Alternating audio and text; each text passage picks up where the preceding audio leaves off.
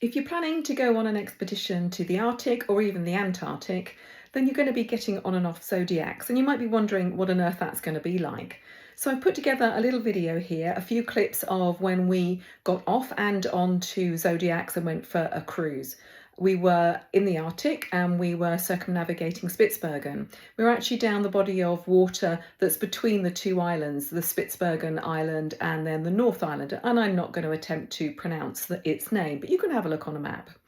Anyway, thought you might like to watch this. The video at the end is taken from above, so it's kind of an odd angle, but you can see what it's like getting off. Enjoy.